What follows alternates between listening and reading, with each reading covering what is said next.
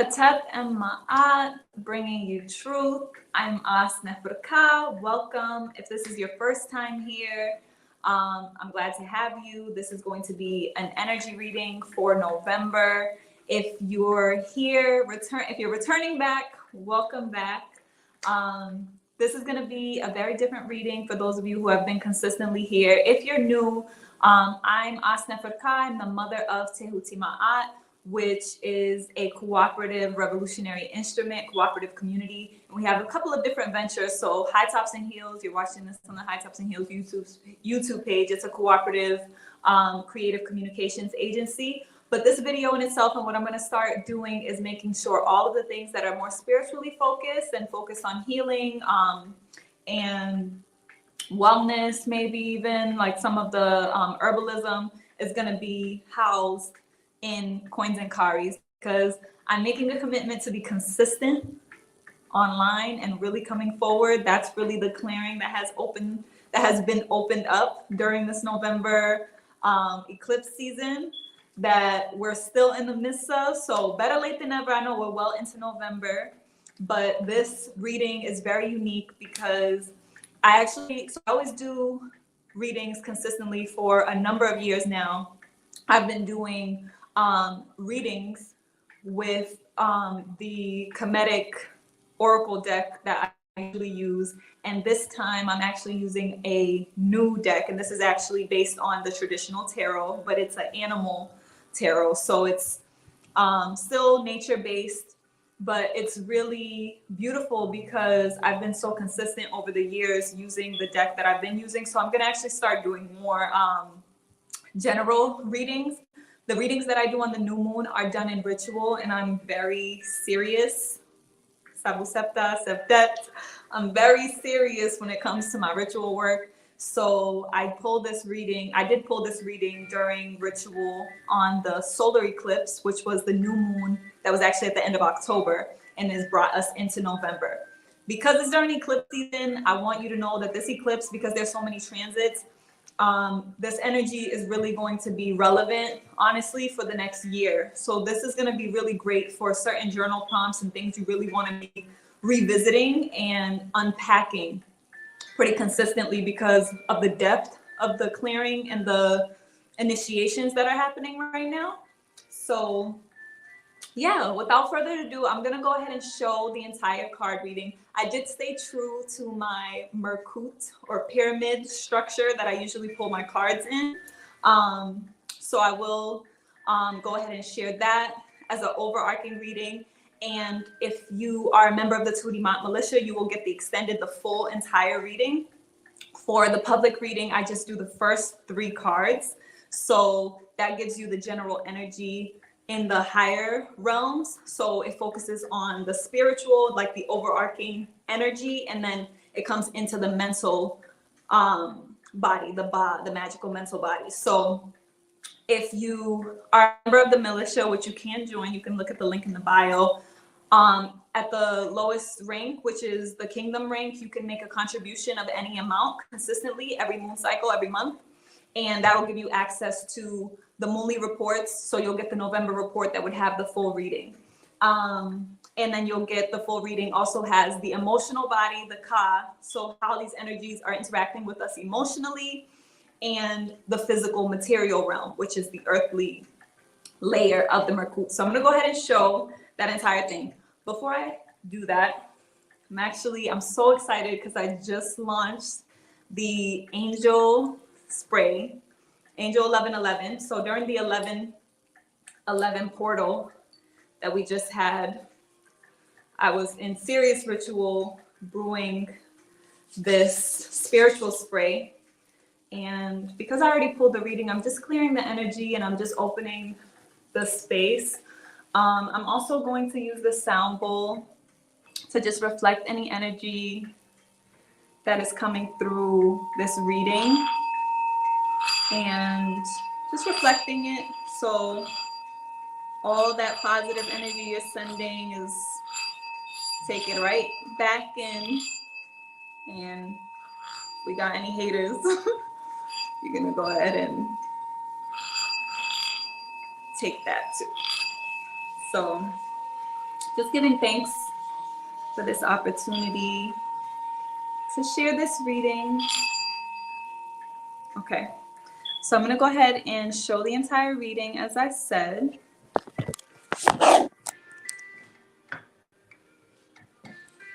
All right. So this is the full reading. So the Merkut reading, the way it's structured, it has 4 layers. This is the fire principle. This is the guiding point of the entire reading. Then we go into the air element, which is the mental energy. Then we go into the water, which is the emotional energy. And then we go into earth, and this is the material, physical reality. And like I said, we're going to focus on these top 3 cards for this reading. Something that was really interesting when I did this pull is the first 5 cards all came out in reverse, and the last 5 cards all came out upright.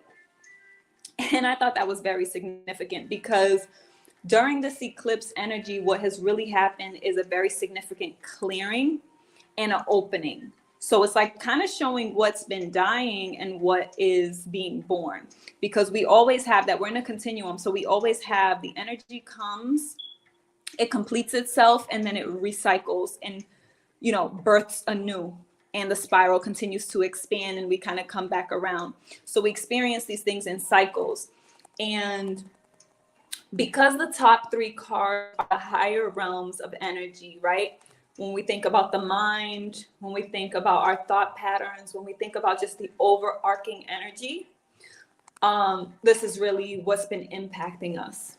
And the other thing that I want to share is I think the general gist of the entire reading is necessary, even when I'm focusing on the first 3 cards, because the general energy is really about awakening into uncomfortable truths. That's what I called it, because there's been a lot of clearing. And usually eclipses are really for that purpose, you know, things coming up to the surface. The fact that we were on the axis astrologically, energetically of Scorpio or Serket in Kemet, or ancient African cosmology, it would be Serket, the scorpion, which is a feminine energy, and Api, which is the masculine or Taurus, right? So on that axis is it is considered to be a feminine axis because we're dealing with earth and water, but Scorpio goes really deep into the depths, right? So we're gonna start with this first card here, which is the 9 of Pentacles, and it is in reversed. And as you can see, there's a feline there, a cat, on a yarn ball. And Pentacles energy is earth energy. It's very physical, material reality. What the energy of the overall moon cycle or the month of November is, or has been, is really focusing a lot on value. Now, we usually do associate Taurus with that, and because the full lunar eclipse was in Taurus, it makes sense that this would be the card or the energy that came out and was emphasized, because the 9 of Pentacles in reverse, I want you to think about the number 9 as well. 9 is the number of completion. So it's just like, what are we done with? What are we closing out? What do we need to clear? And a lot of those things were really coming up, you know, really coming up to the surface, like really dealing with the truth, with the reality, so that we could really see things clearly that needed to be eliminated. But I also think about how cats have 9 lives. Once you get to the 9th life, you know, it's a wrap. You know, you have a number of opportunities, and that's why we move through things in cycles. So I think about the 9 lives of the cat, what that symbolizes. So what are the things that have been coming up for you? It's always important to just like intuitively think about those things. What do cats represent to you? Have you been seeing them? What other creatures, honestly, have you been seeing? I always think it's important to take note of that. And I'll probably start doing some videos on animal totems and the symbolism of different creatures and messengers.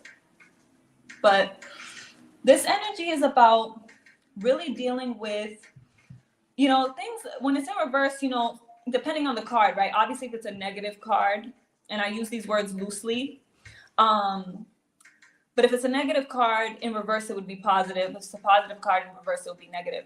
So Nine of Pentacles usually symbolizes a lot around abundance and prosperity, and especially in the material sense. So it could be health, it could be money, financially, right? So in the sense of it being in reverse, we're dealing with themes of exploitations, you know, our energy being exploited, even exploiting ourselves or selling ourselves short, scams. You know, it's also about rejuvenation, because we are dealing with, you know, things like doubt and struggle with self-worth. But the things that are coming up are really to show us what we need to heal in order to really see our true value. So it's also about letting yourself have what you're worth, giving yourself what you deserve. And sometimes that really requires sacrifice, cutting certain things out, cutting off access to us to certain people or things that destroy our value, or people who don't value us. So there's a lot of themes around relationships, especially when we're dealing with Taurus energy or Heteru energy, which is Venus. Heteru energy or Api, the bull, we're dealing with relationships a lot, you know, and because it's a fixed sign, it's also significant to think about what have we been fixated on and what is being loosened up, you know, what is being uprooted, because we don't often have that opportunity when it comes to fixed energies to really shed and release those things because they are fixed. So that's the overall theme, right? So thinking about that, we come into the mental realm. And on the left side, we're kind of dealing with what's behind us. And on the right side, we think about what's in front of us. So because we're well into the moon cycle, we're kind of more gearing towards mentally the Eight of Swords here. But the Nine of Cups in reverse, let's deal with that first. Because like I said, these themes are things that we want to be reflecting on, honestly, for the next year as these energies continue to move through us or come into us or become integrated into our reality, right? Because when we're making major adjustments, they don't just become a reality overnight. So a lot of the things that are coming up right now, a lot of the things that are clearing out, or the things that the seeds that we've sown or the things that are sprouting are things that we're going to have to continue to nurture and develop. And as we continue to move through the wheel of energy and through the cycles, these things will begin to crystallize and be more deeply woven in, right? Through different themes and different energies that we move through. So the Nine of Cups, as you can see, it is a poodle. And I'll show it right side up so we could just get a good sense of that, right? The poodle with the 9 cups. And you can see it's very regal, looking very luxurious. When we're dealing with cups, we're dealing with water. We're dealing with the emotional realm. And it's another 9. So it's another number of completion. And like I said, in reverse, it means something else. Another thing people don't really know about poodles is that they actually used to be hunting dogs, or they were bred for that. So we know we have certain types of dogs that have been bred for specific things, which is why it's one of the unique creatures that has been so domesticated in so many ways and really created to have multiple different purposes. So we have very unique strains, I'll put it for lack of a better way of putting it, of dogs. So the royal poodle was actually bred to be a hunting dog, which is really interesting because when you think about how poodles are seen or how poodles are like utilized in contemporary society, it's kind of like a luxury thing. It's not really something that you would associate with hunting. So in the reverse, this energy is representing, because it would normally be like emotional fulfillment or moving into emotional completion, but we're dealing with it in the reverse. So this is really having to do with things like addictions, themes around arrogance and the way that our ego may be affecting us emotionally or blocking us emotionally. This can deal with different types of devastation or disappointment. You know, just the end result of something not necessarily being what you expected or what you desired.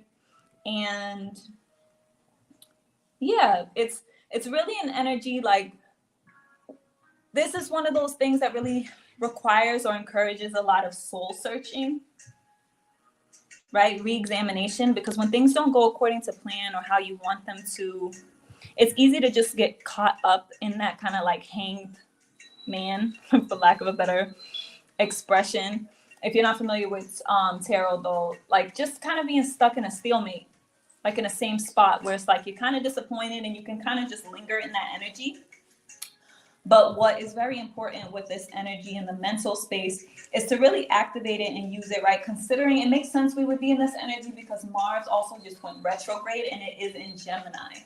Gemini being an air sign, dealing with a lot of the details of the mental realm, communication, thoughts, our mind, our intellect.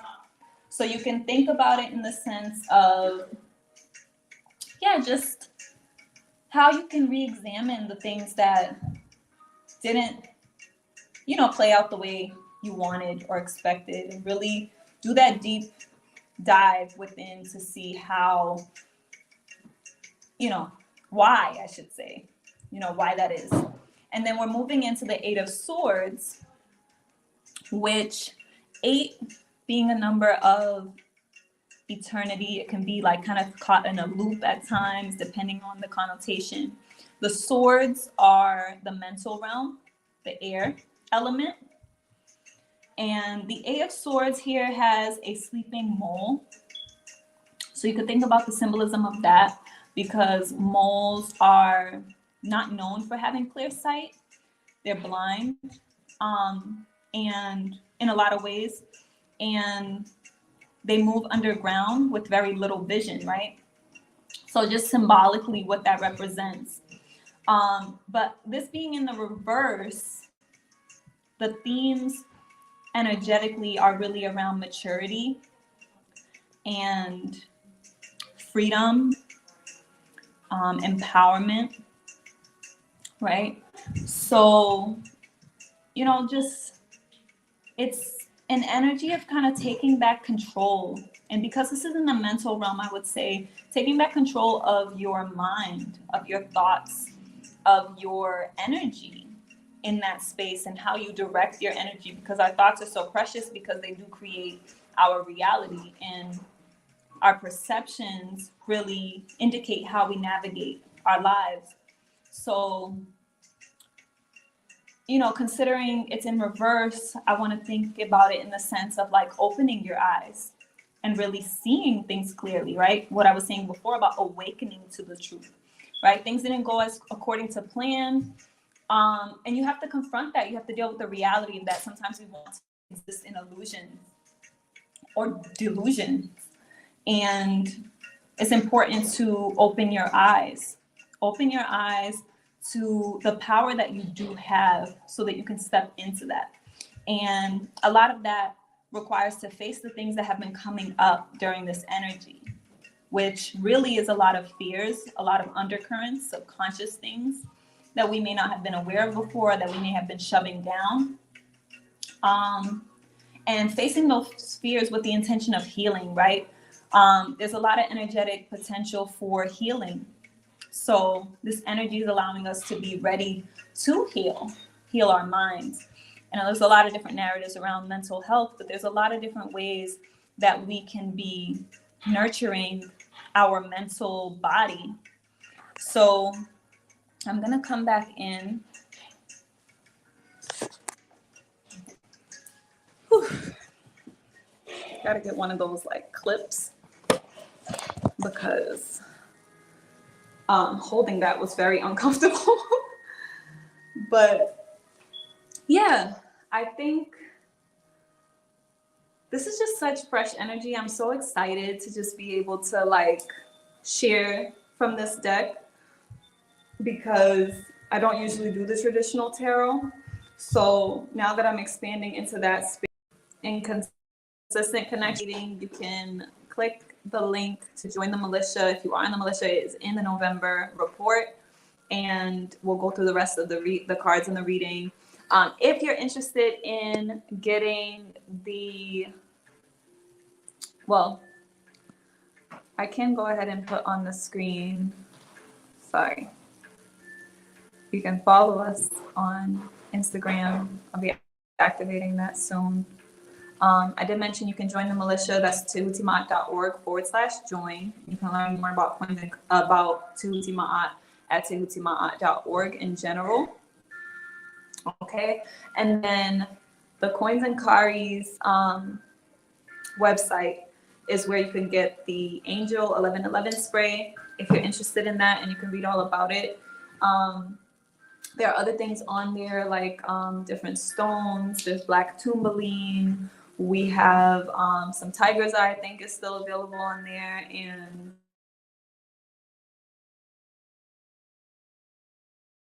this crystal sphere, crystal balls as well. I do a lot of energy work when it comes to the. Okay, so